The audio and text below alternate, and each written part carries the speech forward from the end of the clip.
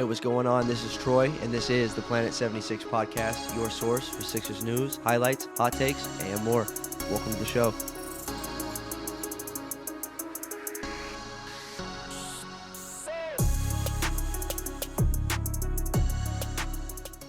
What's going on, everybody? Welcome back to Planet 76, episode 46 of the pod.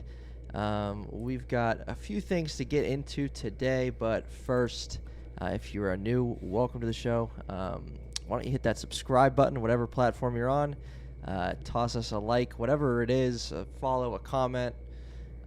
It goes a long way. And again, if you subscribe, I believe you get notifications. You can get notifications on Spotify or Apple Podcasts whenever we drop new content. So that's just one way to make sure that you keep up with all things Planet 76. We drop weekly episodes, usually record on Thursdays and have them up by Friday morning at the latest. So, today's Thursday, the last day of March. Sixers coming off another loss tonight against the Detroit Pistons. Yes, you are hearing me correctly.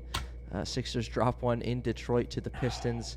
A fourth quarter meltdown. There's no other way to put it. Sixers did lose in Phoenix. A close one there as well. I think it stretched out to a double-digit win for the Suns. And then a close one, a heartbreaker, especially for those in attendance like myself, against the Milwaukee Bucks on Tuesday night of this week. So they dropped 3 straight, and we're going to get into that and, again, a few other things tonight. So where to begin? I'm just going to give you the floor for a moment and see if you want to take it anywhere. Other than that, I've got a couple things written down we can get into. All right, well, yeah, I mean, I was talking to Troy, off air. I don't know. I don't really have too much to say. I'm usually pretty vocal. If you're viewing this, Troy, as well. It's just the past week or so with the Sixers, I've just not been disappointed because I wasn't really expecting anything.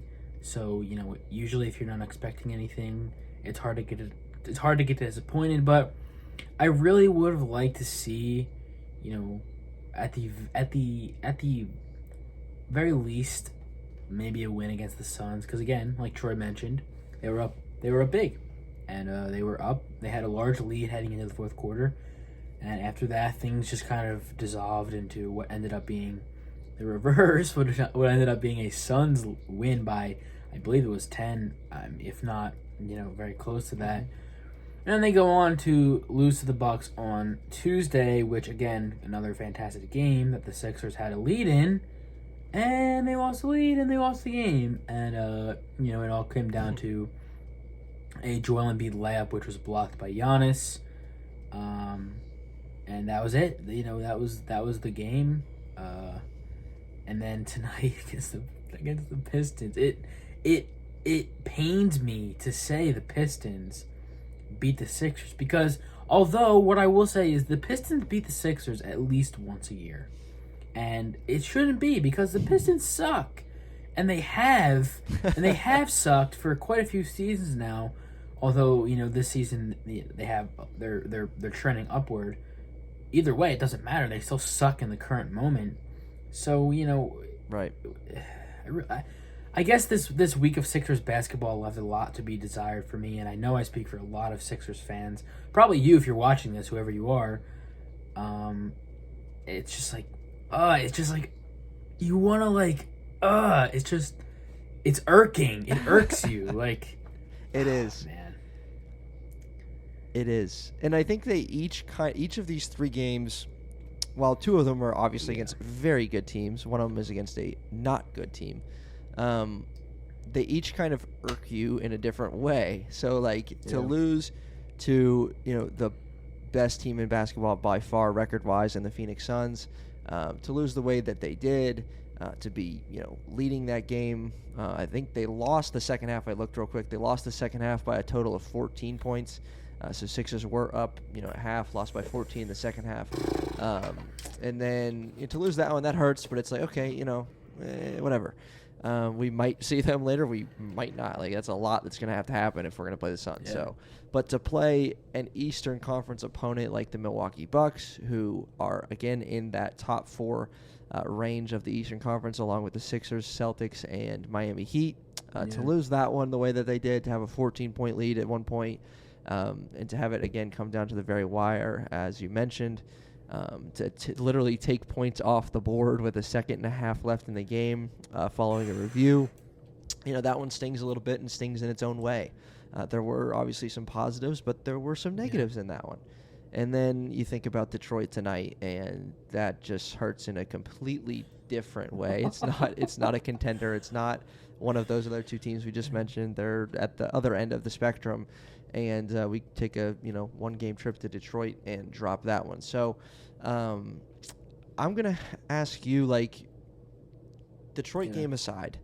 So we lost to the reigning NBA Finals champ. We lost to the reigning Western Conference champion in the Phoenix Suns. So what's just your thoughts if you kind of clump those two games together, good, bad, and different? What's your thoughts on those two games and what you learned about the Sixers? Yeah.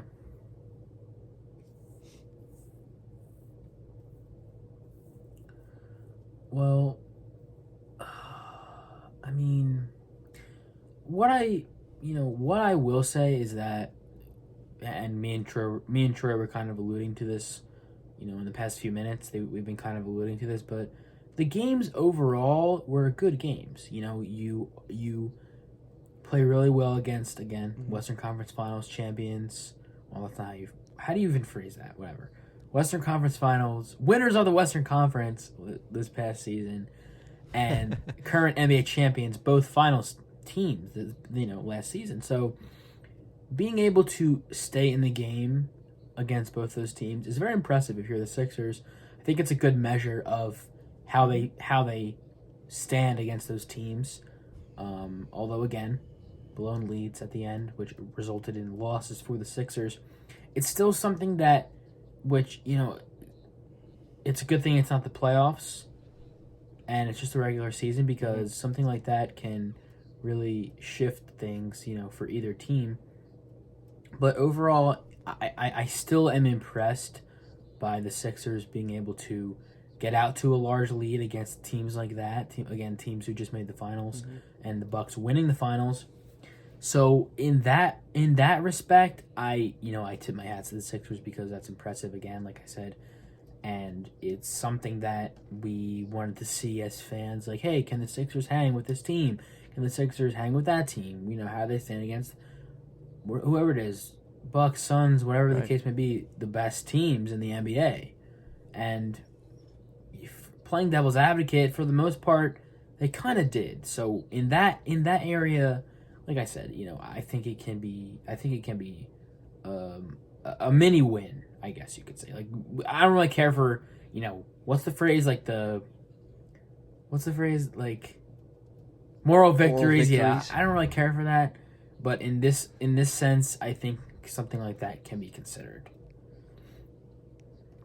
Yeah, I agree. I think as much as we can get down on, oh my goodness, Sixers lost 3 straight, they've kind of fallen out of the, 1 seed conversation a little bit. We'll get to that here in a moment, but no, I mean, there's still only 2 back of the 1 seed, but there's only 6 games to go. They're running out of games if they're going to make a move, and to lose to the Pistons tonight isn't very beneficial in that regard. So, yeah, I do think there is something to be said. We hung with the Phoenix Suns in Phoenix, and we played the Bucks down to the very end, where, if Giannis is half a millisecond later, that game's likely going to overtime. So, just things like that, but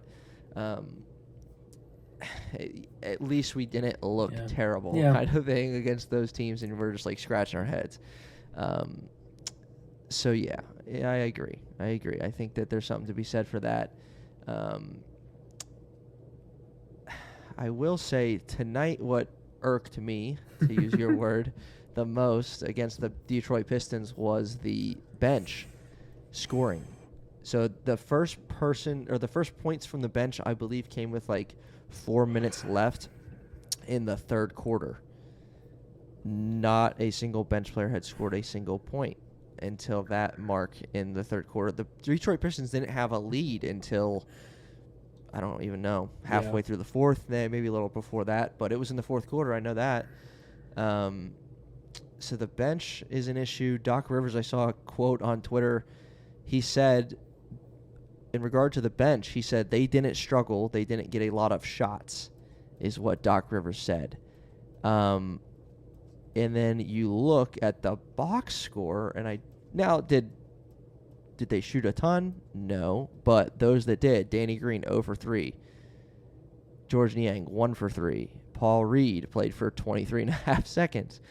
DeAndre Jordan 1 for 2. Shake Milton 1 for 3. Furkan 0 for 1. So no one took more than 3 shots, but no one made more than a shot. And, up until the last minute of play, you could count the Sixers' total points off the bench on one hand. It was 5. They ended up with 8. That's not going to bode well moving forward. This is against the Detroit Pistons. What's the deal with that? Dude, your guess is as good as mine. I don't know. I don't want to say this is uncharted territory for the Sixers because there's been some crazy things that have gone on during games and with Sixers games, this season, but also last season before, things like that. So it's it is the NBA season, so it's just any team really can win on any given night, and I'm not making excuses. Yes. It's true, I'm not making excuses, but 100%. It's I don't know. Part of me just kind of wants to shut down and wait till the playoffs, and these last 6-7 games, kind of just chalk up whatever happens. If they win by 30, I don't care. If they lose by a million, I also don't care. So it's right.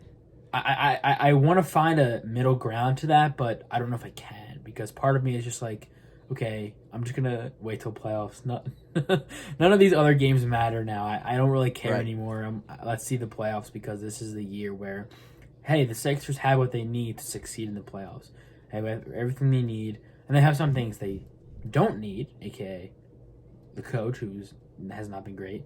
But from needing things, a guard who can do things with the ball aside from pass, a guy that they can give the ball to in the half court when they need a bucket. Haven't had that since Butler. So these things that the Sixers desperately need in the playoffs, they have now. So playoff time, I'm expecting a lot from this team. And it's pretty obvious, but still. Yeah, no, I think that is extremely well said, and I'm kind of in the same boat. Let's just get to the playoffs. That's the thing. I don't want to say all right, I don't, regular season, whatever. But the thing is, there's 6 games left. That's my thinking. There's 6 games left. Right. How much can we really take from 6 more regulars? How much can we take away, should I say, from 6 more regular season games? Right. Right, and especially with the way the standings are. Mm-hmm. And the way the matchups may play out and those kind of things. I just think it's we don't really know what seed is going to be the most favorable matchup for the Sixers and that kind of thing at this point. And so who cares? With 6 games left, the one good thing about the Sixers that we can, take away from not just this week, but kind of the last several weeks is their health. Sixers have their full slate of players available on every given night here coming down the stretch. That's a great thing as we, head toward the playoffs. You think about teams like the Clippers or whoever, they're shaking off rust with Paul George coming back, and he had 35, I think, in his first game in a while. That was insane. But Kyrie playing his first games in the Barclays Center. The Sixers aren't dealing with any of that right now. They're healthy. And hopefully ready to go come playoff time. I am going to say this, probably because you mentioned Doc Rivers. Probably the worst thing about that Milwaukee Bucks game was the free handout they gave walking in the arena. So they had posters of because they wore the throwback jerseys that night. Yeah. So they had you've seen the pictures from the photo shoot. That they put on Instagram and stuff like that, and they had posters oh, that's cool. Wonder who it could be. It's Doc Rivers. That's just on a poster. Just bad luck. I have the you can't see it in my frame, but I have the Ferk poster. I don't know if it's the same one, but I have the Ferk one, and then the other side of the wall I have the Maxey one. if someone gets me a Doc Rivers one, I will not be hanging that. Right. That's Yeah, bad that's luck. sick. I see the Maxey one. Yes. I'm like, what? I'm like, I was thinking worst case scenario. What is it going to be, like a Danny Green poster? No, it's a Doc Rivers poster that I am forced to have in my home now. So, that's crazy. Anyway, Doc Rivers.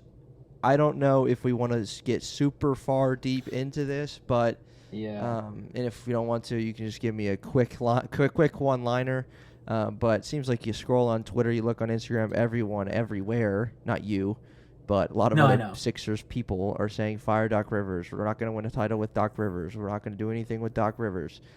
Do you want to say anything in regard to where they're coming from, why they're saying that? I totally understand where it's coming from, and I don't know if it's just delusion, but my hope is that he, decides in the playoffs, like, hey, I really need to change this because this is the year where I can't mess up or I'm gone, kind of thing. And I don't know if Morey and all them are actually considering letting go of Doc. I'm sure it's possible, especially when you take into account this year's playoffs and what might happen. But I'm just hoping that he's learned from last year. Sure. I'm hoping that he's learned from this season where he's blown leads. And like I said, it might be delusion because he's been doing it for a while. He's been doing it pretty off and on since he's gotten here a year and a half ago. And I don't know. He said he's this season he said so many things like, oh, we need a guard, we gotta whatever. He said so many things, but like the things that he said, the Sixers now have. So there's no more excuses. The coach needs to execute because guess what? He has talent now. I mean, he had talent before, but James Harden's here. It's different. It's a totally different ball game, which is why it's. And I that's the thing. Like I said it a few seconds ago. Like the pressure's on, but is it because are they going to consider letting go of Doc? Excuse me, Glenn. We don't call him Doc anymore. He does not deserve the title anymore. And Is the pressure on? I would like to think so. If I was Daryl Morey, I would be like, hey, listen, man, you got to win.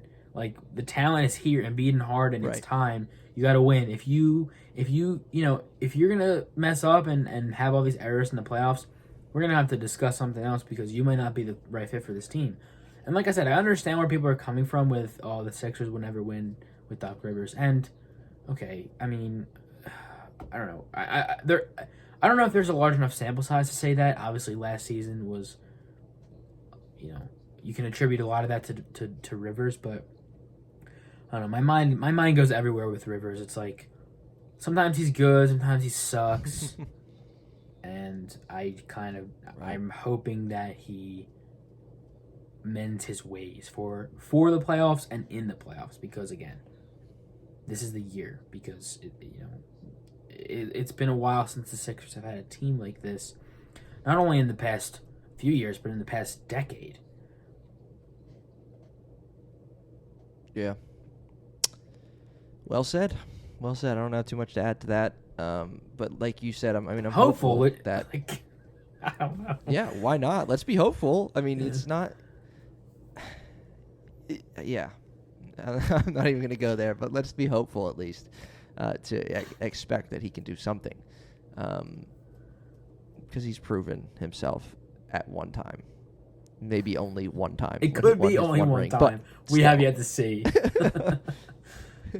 Yeah, so that's our thoughts on Doc Rivers, or Glenn Rivers, I should say. And let's go here. So I'm gonna put you not on the spot because you've already given your thoughts on it on your own Trust to Love Instagram. And as one of your loyal followers, I saw this post and said, "Ooh, let's talk about that on Planet 76." Okay. I think it was a story. And so you listed. Okay. So the Sixers have 6 possible teams, literally 6 possible teams that they can match up with in the first round of the Eastern Conference playoffs. And you listed, and I love the idea because it's so amazing. We have 6 games left, and there's still 6 teams we can possibly play. It's amazing.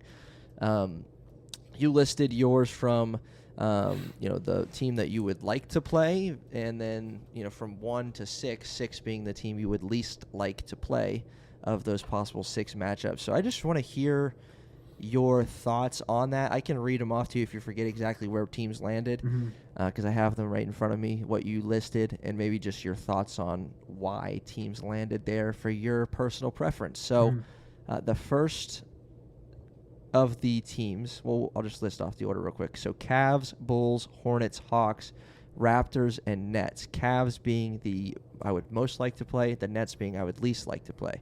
So why are the Cavs your best matchup for the Sixers? Well, I think the Cavs are pretty inexperienced overall, but also as a playoff team. I can't really name you guys on that team who have been to the playoffs aside from Kevin Love and Jared Allen. I'm trying to think who else, but I really can't. So, a playoff experience and being quite a pretty decently young team often doesn't bode well for guys in the playoffs when your team's really young.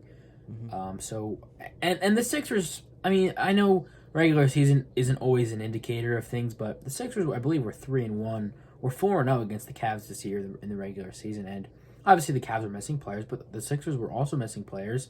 Some of those games they didn't have Harden. I mean, I know it's Harden, and it's a big difference as opposed to like they're missing with Colin Sexton.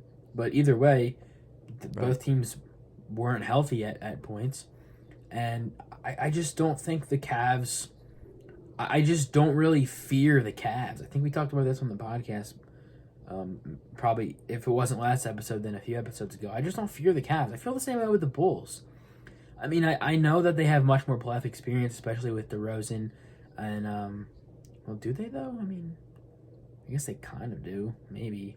With Caruso, I guess, too. Yeah, so that was the next team you listed was I feel the Chicago. same way about the Bulls, too, because, again, Sixers beat them the most, I think, out of any team in the regular season. I think they were 3-1 or 4-0. They didn't lose to, I don't think they... Yeah, so the Sixers were 4-0 this season. 3-0, 4-0, whatever it is. And again, I think they may have beaten the Bulls without Embiid at one point, and certainly without Harden, because Harden's only been here for a month. And yeah, I just don't fear the Bulls. I don't at all. And maybe they win a game or two. I want to give them their credit because they are a good team, but I don't see them winning more than 2 games. Yeah, and I think my next team was the Hornets. Yeah. Yes. I maybe I should put them higher because I don't really fear them either, although I think that they probably play better against the Sixers than those teams would. I think their fast-paced game kind of... Teams that play faster often can catch the Sixers off guard in a way. Okay. So with that kind of team and with the kind of guys they have a lot of guys who can score the ball. They have like 5 or 6 guys that can score 20 plus, which is really great. But their defense kind of sucks, which I think Embiid would dominate their defense, Harden as well. So I might consider putting the Hornets a little higher, maybe above the Bulls. But either way, those 3 teams kind of fall in the same category of like, I'm not really scared of these teams. I think the Sixers can handle them pretty well. And yeah. And then the Hawks, Raptors, and Nets in that order. Yep. Only reason I say the Hawks is because of what happened last season. I still get deja vu. Fair enough. Because of that. That's really the main reason. I'm not really sure how the Hawks are going to bode in the last couple games of the season because they've been not great this regular season. Whereas last season they got a top 4 seed. And then the Raptors, I'm scared. I'm kind of scared of the Raptors. Not gonna lie. I don't know if they can beat the Sixers. I don't know if they'd win in a 7-game series, but I don't know. I think they'd put up a really good fight against the Sixers, especially Embiid, because oftentimes when the Sixers play the Raptors, they defend Embiid really well, which is a little worrying, I should say, at times. But again, I don't know if they can necessarily beat the Sixers in a first-round series, but I think they definitely have a better chance to do that. Plus, I think I think they'd probably be able to win more games against the Sixers than those teams that I mentioned before would be able to. And then the Nets, I mean, it's kind of, I think it's pretty self-explanatory. Yeah, wait, why? I mean, why the I don't know, Nets? Why are you scared of the Nets? Not scared. It's just like, I'd really, if I'm the Sixers, and I would have to think. I mean, I'd have to think they feel this way too. If I'm the Sixers, I kind of want to avoid the Nets. Maybe have somebody else beat them. Maybe have somebody else tire them out. And if you have to play them in the second round, maybe, I don't know, maybe just have them be a little weaker in terms of energy, in terms of fatigue and things like that. But yeah, Brooklyn Nets, I'd very much like to avoid them at all costs, especially in the first round of the playoffs. Okay, well said. I have absolutely no issues with your list, especially given the comment you made regarding the Hornets possibly moving them or swapping them with the Bulls. But I do think there are tiers to that. I just kind of listed like you said, just the a random teams. Just a random thought. I was like, I wonder what kind of teams would match up well against Sixers. Well, hey, let me post about it and see what everybody thinks. So yeah, I think that was a great post. And again, it's amazing that there's 6 games left and there's 6 possible teams that the Sixers can play. It's remarkable. There's only 10 days left of the regular season. Speaking of that, so this is episode 46. For those that don't know, again, we record weekly episodes, so there'll be one more regular season episode of Planet 76 next week, and then shortly after that, maybe a day or two following, knowing who our matchup is going to be in the playoffs, we'll probably give a preview of the first round matchup, whatever of those 6 teams it's going to be, and we'll get into it. So. I will say this quickly, just in regard to the Nets. The Nets are now in the 8th spot, but they have the exact same record as the Charlotte Hornets and Atlanta Hawks. So of those 3 teams, 2 of those will have to win 2 games in the play-in.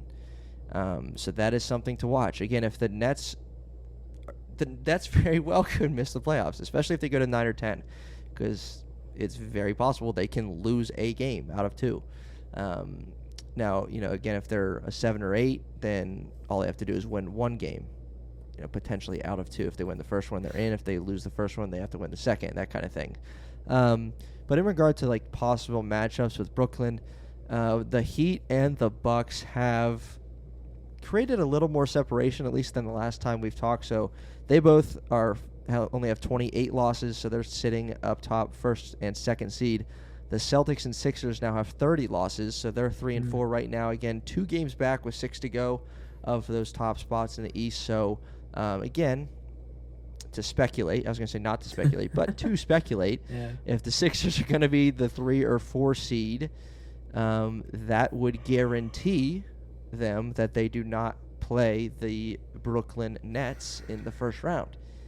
And with that being said, so hypothetically, to speculate, if the Brooklyn Nets get the 8 seed, let's say, and they play the number 1 seed in the first round, and the Sixers are the 3 seed, that means that the Sixers would avoid the 1 seed and the Nets for 2 rounds, which is huge. One of those teams will be out, obviously, but they will avoid the winner of that series for potentially 2 rounds.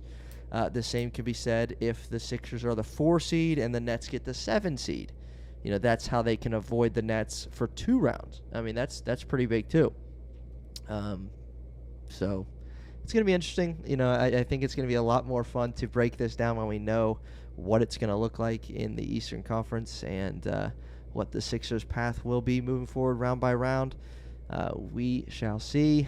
Michael and I hope you are very much highly anticipating the playoffs coming up after this little skid from the Sixers. Let's just get to the playoffs, man. Yeah, I think I'm slowly shifting my mindset towards that. I know I talked about it a couple, before as we started the episode, but I don't know. I'm just kind of like, all right. Am I gonna take everything seriously? I don't think I am. It's playoff time. I know it starts in 2 weeks, but I want the playoffs. Yep. Let the chips fall where they may. Again, if the Sixers land in 3, 4, possibly 1 or 2, looking less likely than it was just, a few hours ago. But we shall see. This is Planet 76, episode 46. I hope that you will join us next time for episode 47, the last episode of the regular season before we crank it up for the playoffs. We've got some exciting news even with that, and how we will walk through the playoffs with you here on Planet 76. We definitely hope that you will join us for that. Michael, peace.